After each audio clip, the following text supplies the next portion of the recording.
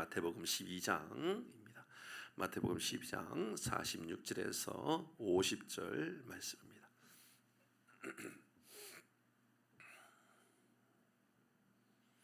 46절에서 50절까지 말씀을 우리 교독에서 읽겠습니다. 예수께서 무리에게 말씀하실 때에 그의 어머니와 동생들이 예수께 말하려고 밖에 섰더니 한 사람이 예수께 여짜오되 보소서 당신의 어머니와 말하던 사람에게 대답하여 이르시되 누가 내 어머니며 내 동생들이냐 하시고 손을 내밀어 제자들에게 나의 어머니와 나의 동생들을 보라 같이 합니다. 누구든지 하늘에 계신 내 아버지의 뜻대로 하는 자는 내 형제요 자매요 어머니니라 하시더라. 아멘. 아멘. 하나님의 나라의 가족이 되라 제목입니다. 사랑하는 나의 아버지 찬양할 때마다 참 심장이 막 갑자기 심장이 더 많이 뛰게 되는 그런 마음들이 저 안에 있어요. 전에도 한번 말씀을 드렸던 기억이 있는데요. 지금부터 딱 10년 전이네요. 10년 전에 어떤 이제 서울의 어느 목사님부터 연락이 왔어요. 바피츠라고 하는 목사님이 한국에 들어오는데 혹시나 한남교회에서 금요일날 사역을 하고 싶어 하는데 가능하냐라는 어떤 그런 이제 이야기들이 구체적이진 않지만 그런 가능성에 대한 이야기가 있었는데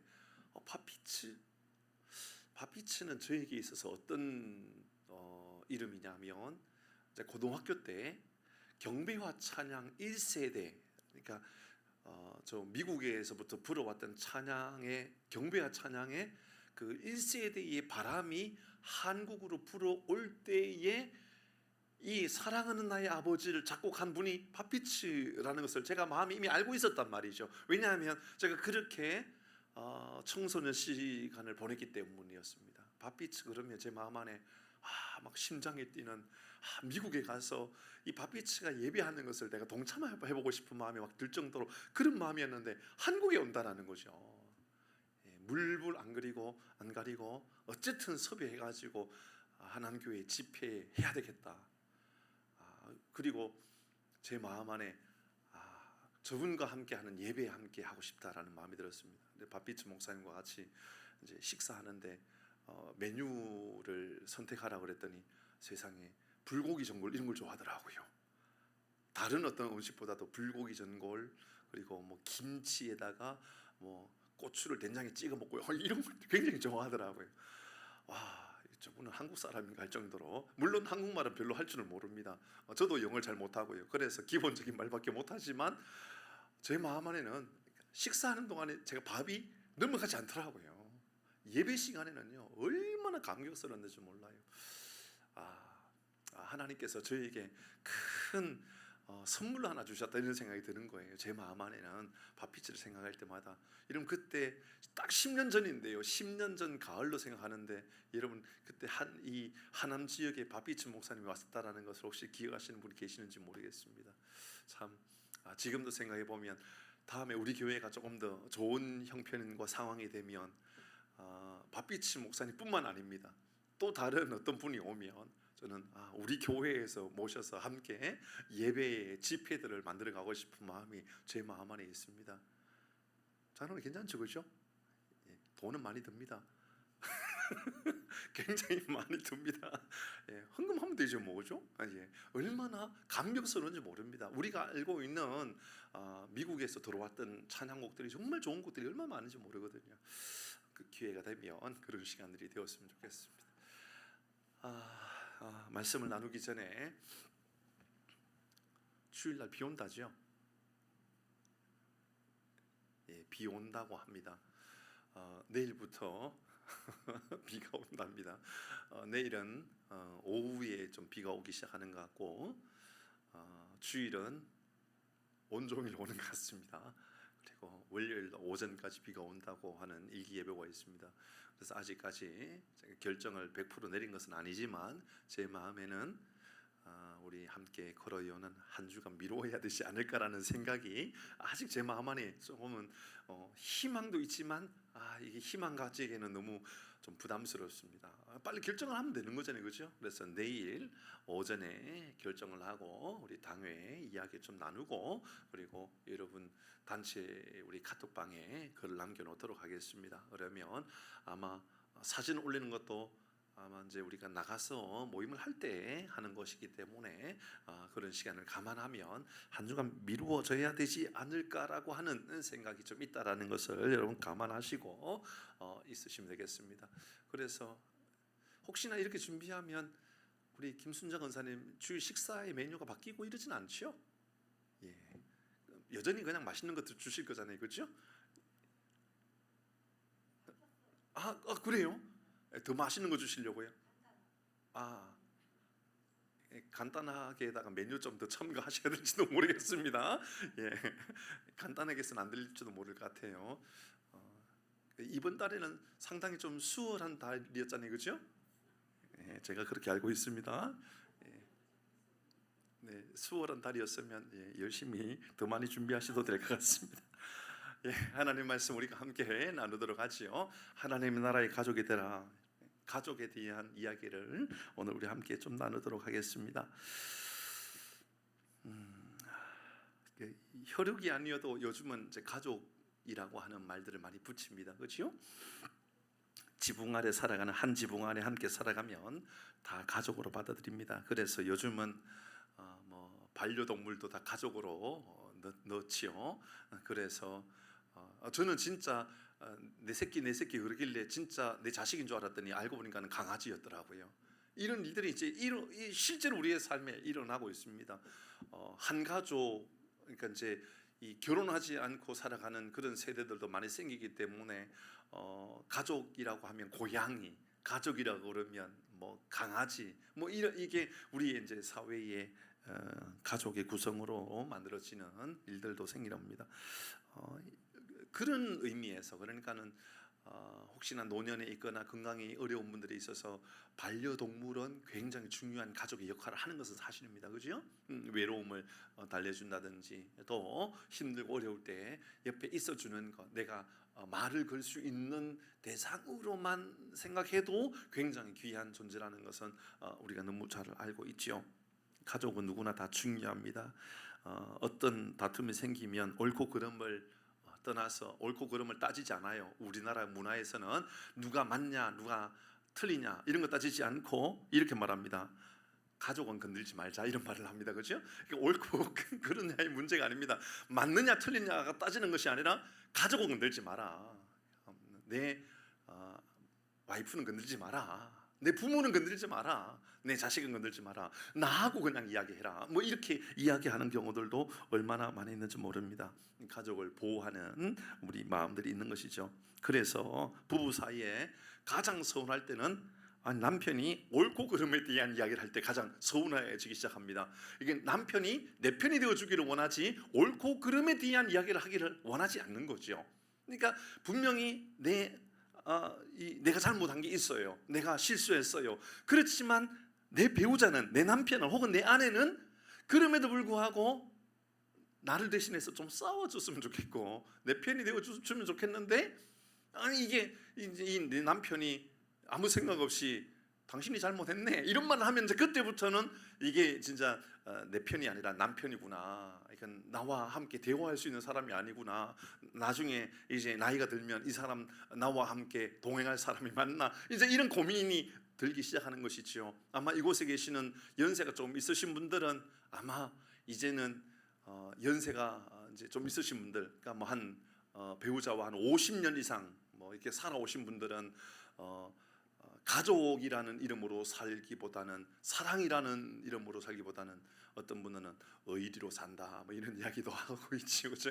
혹시나 우리 가운데도 여전히 의리로 살고 계시는 분이 있는지 모르겠습니다. 어떤 분들은 정으로 산다 그렇게 말하고 있지만 그래도 우리는 사랑으로 가족이 구성되어지고 사랑으로 가족이 만들어지는 것이 사실입니다.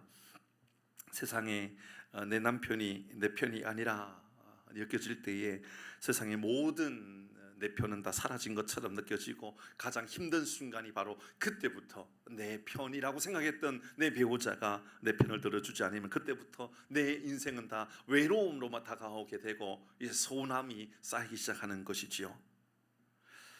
사실 좀 이것도 문제가 있는 것도 사실입니다. 하지만 우리 인생은 그렇습니다. 성경에는 가족에 대한 이야기나 가족과 관련되어 있는 단어를 사용하는 그러한 문장들이 굉장히 많이 있어요. 조금 전에 나의 피난처 예수 의지해요 찬양을 했는데 후렴은 이렇게 찬양하잖아요, 그죠? 아바 아버지, 아바가 뭡니까? 아빠라는 말입니다, 그죠? 아빠 아버지, 그것은 가족 관계에서나 쓰는 말입니다, 그죠? 제가 우리 이용일 장로님에게 아버지라고 말하진 않잖아요, 그죠? 장로님이잖아요, 그죠? 아무리 제가 존경하고 아무리 사랑해도 이러면 제가 지금까지 섬겨왔던 원로 목사님들이 여러 분 계실 거 아니에요, 저에게는. 근데 그 원로 목사님한테 아버지라고 말하진 않아요. 어른이고 아주 공경하지만 그래도 아버지가 아니라 아버지 같은 분이어도 여러분 우리는 그분은 그냥 목사님이고 저에게 훌륭한 선생님이고 그렇게 받아들이는 겁니다. 근데 예수님은 우리에게 하나님을 향하여서 아버지라고 부르라고 말씀하시는 것은 하나님은 우리에게 가족의 관계로 접근하고 있다는 것입니다. 맞죠? 그렇죠? 가족의 관계로 접근하고 있는 겁니다. 여러분, 이것은 예루살렘에 살고 있었던 유대인들은 절대로 이해할 수 없는 말이었던 겁니다. 하나님이 아버지가 된다고? 하나님은 무서운 분이신데 하나님은 우리에게 화를 내시고 진노하시고 기적을 베풀어 주시는 그 하나님은 우리에게 너무나도 엄하신 분이시고 너무나도 엄격하신 분이시고 너무나도 무서운 그 하나님이신데 예수님은 우리에게 그 하나님에 대하여 아버지라고 가르쳐주고 있습니다. 가족이 그렇게 중요한가 봅니다.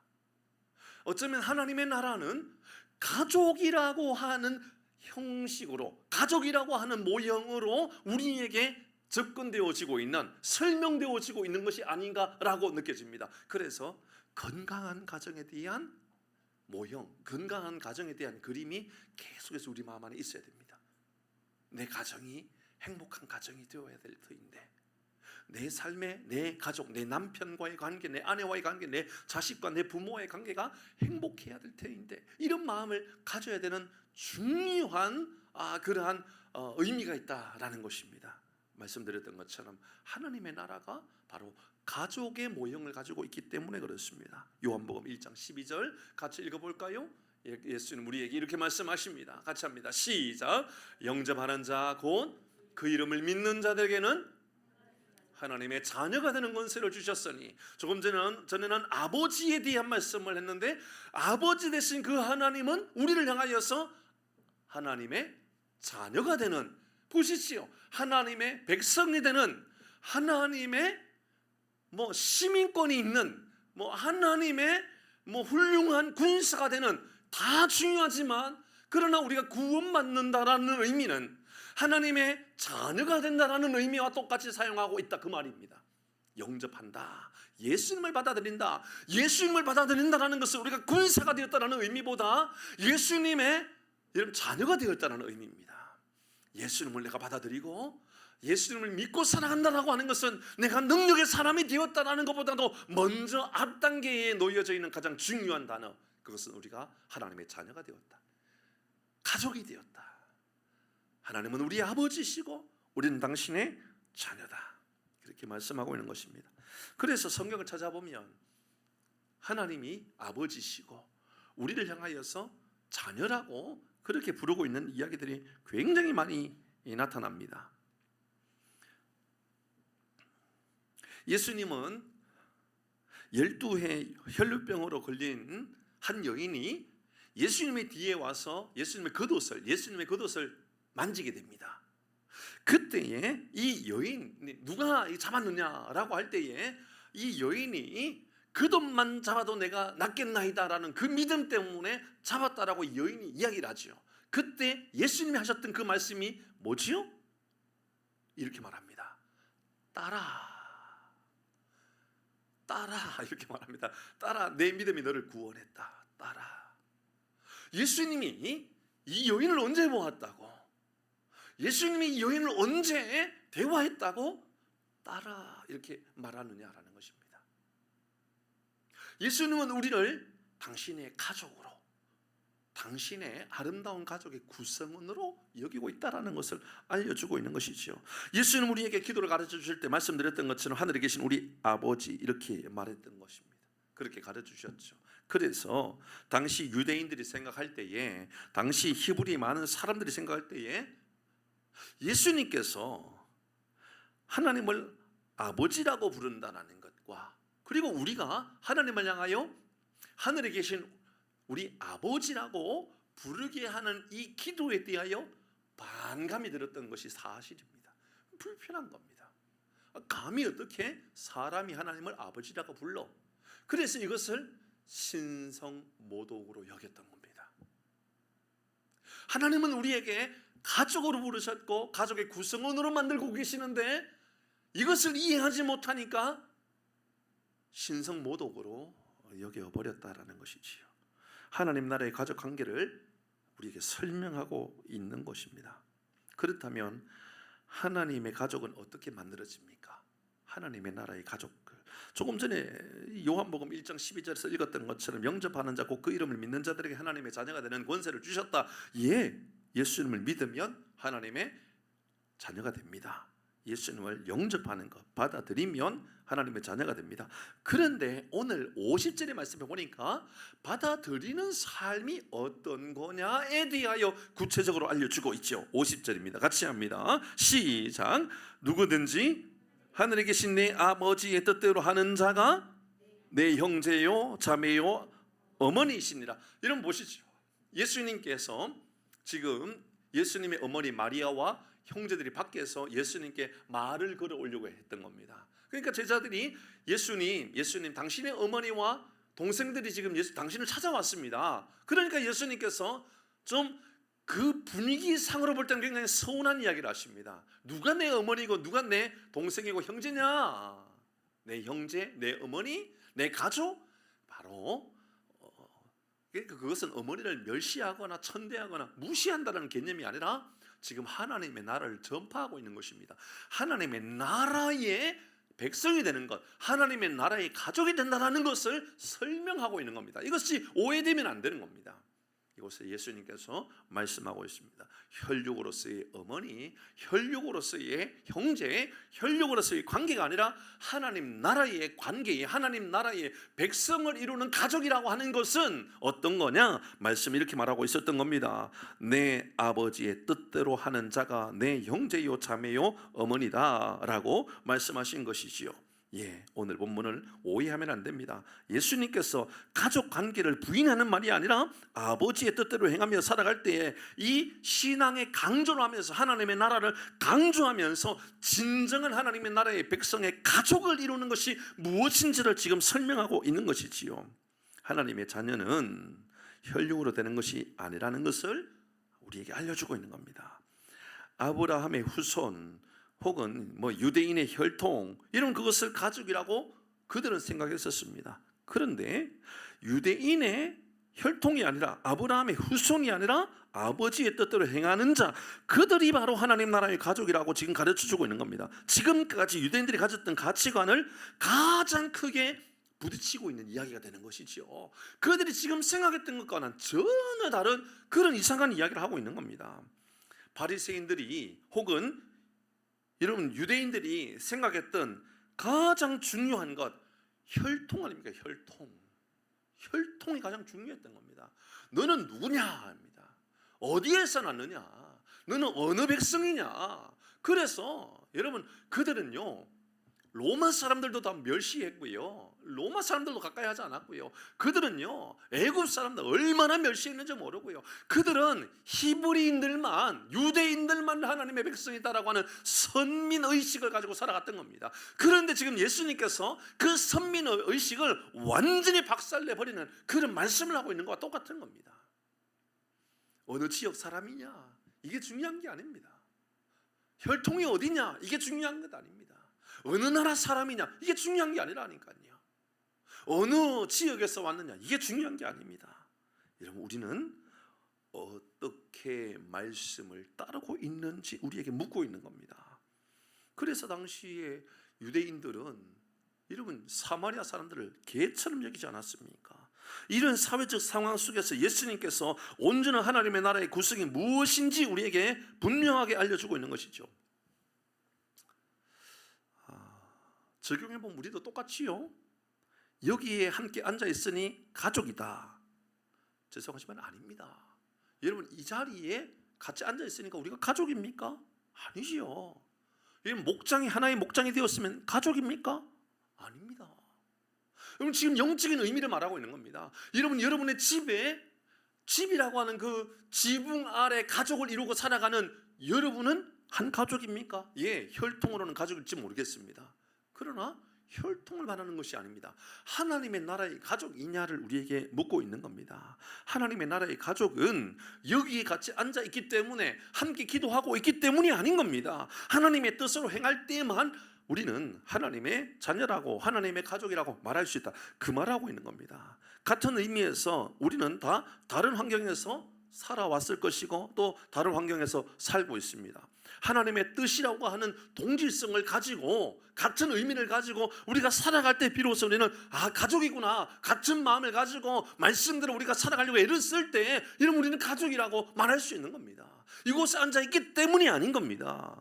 여러분 이곳에 교회 안에는 다양한 사람이 있지요. 가난한 사람도 있고 부자도 있고 똑똑한 사람도 있고 많이 배우지 못한 가방끈이 짧은 사람도 있고 건강한 사람도 있고 병든 사람도 있고 여러분 그래서 항상 나는 종합병원이다 이렇게 말하고 살아가는 사람들도 우리 가운데 있을 수 있습니다. 여러분 고향도 다 다릅니다. 여러분 정치적인 성향도 다 다릅니다. 이런 모든 것이 다 다를 수 있지요. 충분히 공감하고 이해하고 다 받아들일 수 있습니다. 그래도 하나님의 뜻 앞에 동일한 방향을 가지고 나아가야 우리가 믿음 안에 가족이 된다라는 말을 우리가 기억해야 됩니다. 우리는 가족입니까? 우리 교회는 한 가족을 이룬 교회가 되어 있습니까? 이거 물어야 되는 겁니다. 한 지붕 안에 가족을 생각해 보십시오. 한 이불 듣고 살아가는 내 아내, 내 남편도 내 생각과 너무 다르구나. 살아가면 살아갈수록 어떻게 이렇게 다를 수 있지? 이런 생각을 가질 때가 있지 않습니까? 자녀도 그렇습니다. 여러분의 마음과 똑같습니까? 아니잖아요. 여러분 생각하면 생각할수록 어떻게 저렇게 나와 다를까? 어떻게 나와 저렇게 다른 생각을 가지고 살아갈까? 그런 생각을 가질 때가 있을 것입니다. 때로는 내 자녀가 너무 나하고 다를 때는 자녀를 향하여서 여보 우리 아들은 당신을 닮았는가 봐 이렇게 말을 해버립니다. 그렇죠? 이게 이상하게 나하고 안 맞으면 당신이 닮았는가 봐. 좋은 의미의 말입니까? 나쁜 의미의 말입니까? 어떻게 그렇게 잘 아시죠?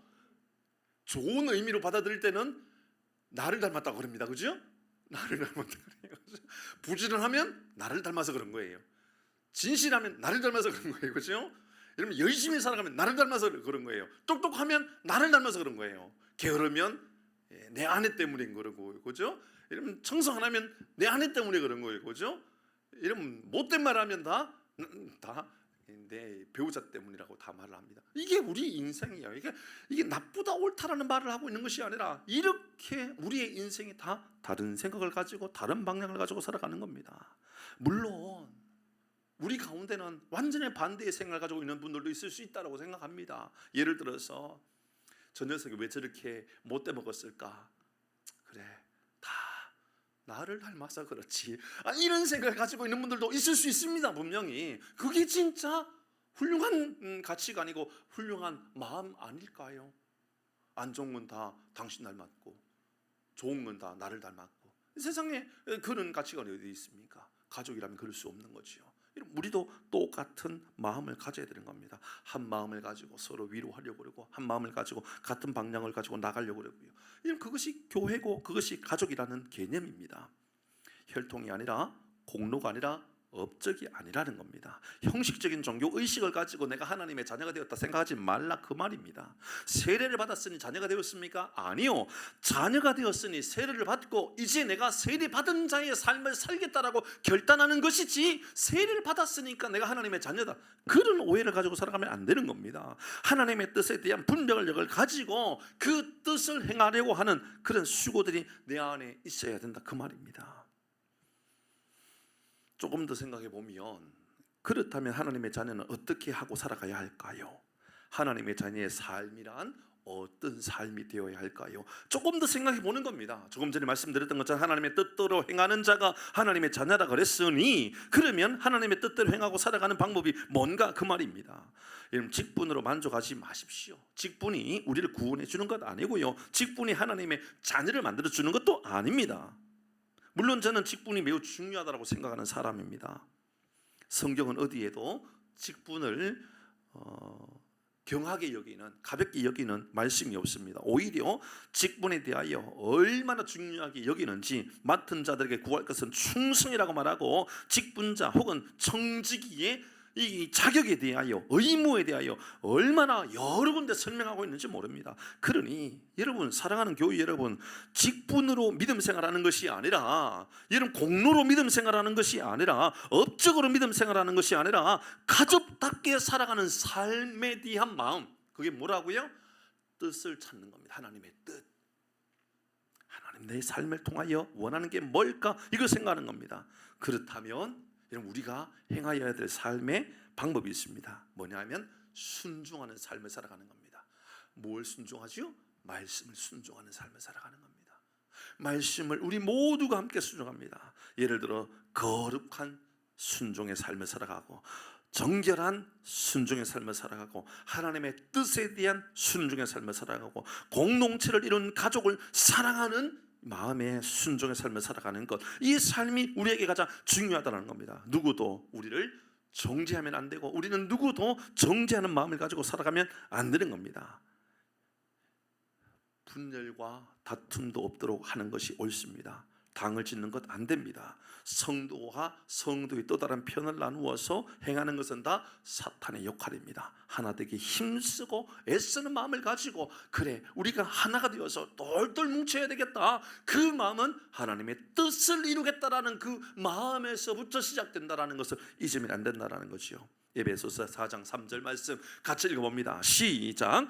평안에 매는 줄로 성령이 하나 되게 하신 것을, 뭘 힘쓰라고요? 하나 되게 하는 것을 힘쓰라. 가족은 하나 되는 것을 향하여서 살아가는 것이다. 누가요? 성령이. 갈라디아서 5장 19절에서 21절의 말씀에, 육체의 일은 분명하니 곧 음행과 더러운 것과 호색과 우상 숭배와 주술과 원수 맺는 것과 분쟁과 시기와 분냄과 당 짓는 것과 분열과 이단과 투기와 술 취함과 방탕과 또 그와 같은 것들이라. 전에 너희에게 경계한 것 같이 경계하노니 이런 일을 행하는 자마다 무엇을 유업으로 받지 못한다? 하나님의 나라를 유업으로 받지 못한다. 이 말을 오늘 본문의 말씀으로 본다면 하나님의 나라의 가족이 될 수 없다.